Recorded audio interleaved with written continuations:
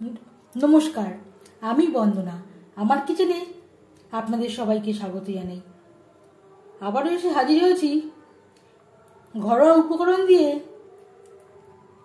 Chocolate কেকের একটি recipe নিয়ে।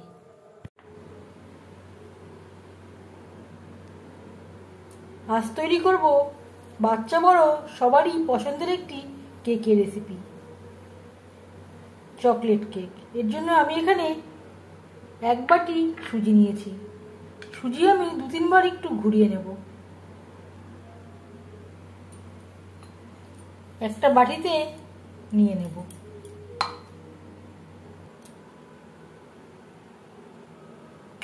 একটা ডিম। আপনারা চাইলে ডিম অ্যাড নাও করতে পারেন, তবে ডিম অ্যাড করলে কেকটা ভালো হবে। ডিম বেশ ভালো করে ফেটিয়ে নিয়েছি। আর দিয়ে দেবো সেই বাটিরই 1/2 বাটি ময়দা। আপনারা চাইলে পুরোটাই সুজি দিয়ে তৈরি করতে পারেন, ময়দা দিয়েও তৈরি করতে পারেন, আবার আমার মতো মিক্সড করেও তৈরি করতে পারেন। চকলেট কেক তৈরি করার জন্য এখানে আমি নিয়েছি 1/2 বাটি বোর্নভিটা। এর পরিবর্তে আপনারা কোকো পাউডারও ব্যবহার করতে পারেন,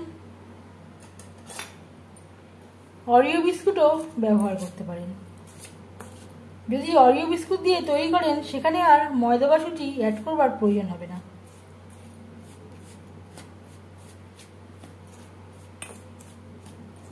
বেশ ভালো করে মিক্সড করে দেব।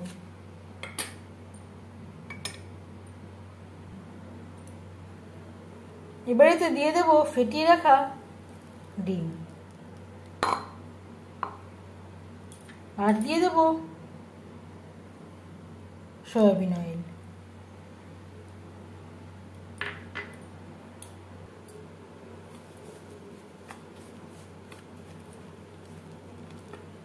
এবারেতে অ্যাড করব দুধ।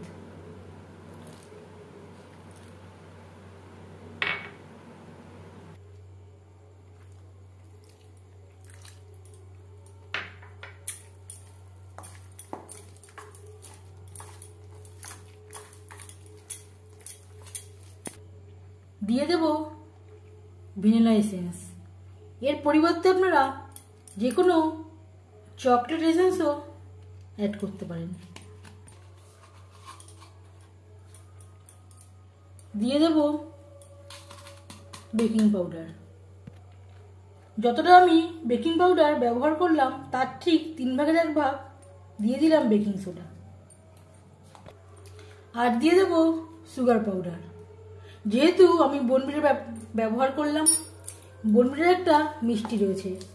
বেশ ভালো করে মিক্সড করে দেব। আবারও বেশ ভালো করে মিক্সড করে দেব। কেক বেক করার জন্য একটা অ্যালুমিনিয়ামের পাত্রে বেশ ভালো করে রিফাইন্ড অয়েল লাগিয়ে নিয়েছি। এভাবে একটু গুঁড়ো ময়দা ছড়িয়ে দেব।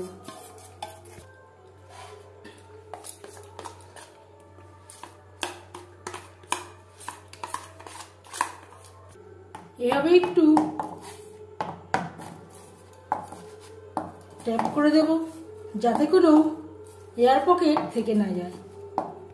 কেক বেক করার জন্য একটা অ্যালুমিনিয়ামের পাত্র নিয়েছি।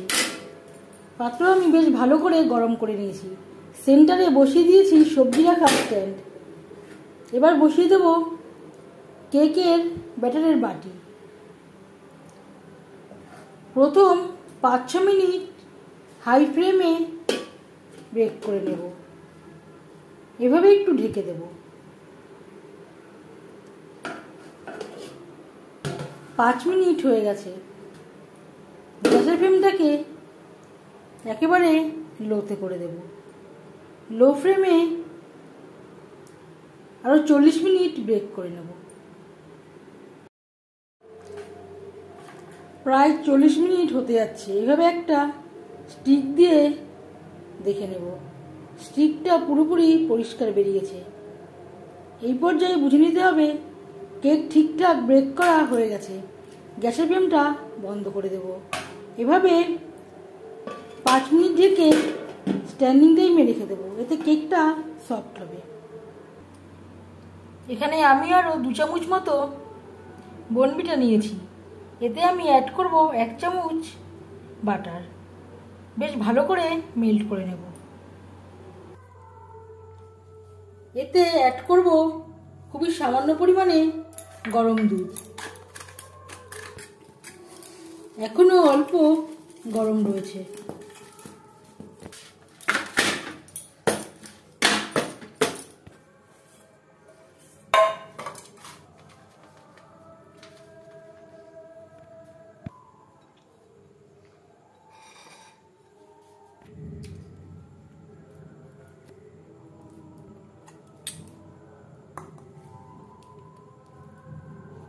উপর থেকে দিয়ে দেব মেল্ট করে নেওয়া বনবিটা ও বাটার।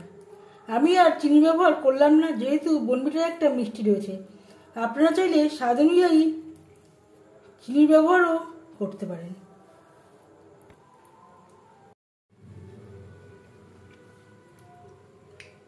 কেকের রেসিপিটি কেমন লাগলো অবশ্যই জানাবেন কমেন্টের মাধ্যমে। যদি রেসিপিটি ভালো লেগে থাকে লাইক করবেন, শেয়ার করবেন, সাবস্ক্রাইব করবেন আমার চ্যানেলটিকে। বেল আইকনটা প্রেস করে দেবেন। যখন আমি নতুন ভিডিও আপলোড করব তার নোটিফিকেশান আপনার কাছে পৌঁছে যাবে। আপনারা সবাই অনেক অনেক ভালো থাকবেন। এই ভিডিওটি দেখার জন্য ধন্যবাদ।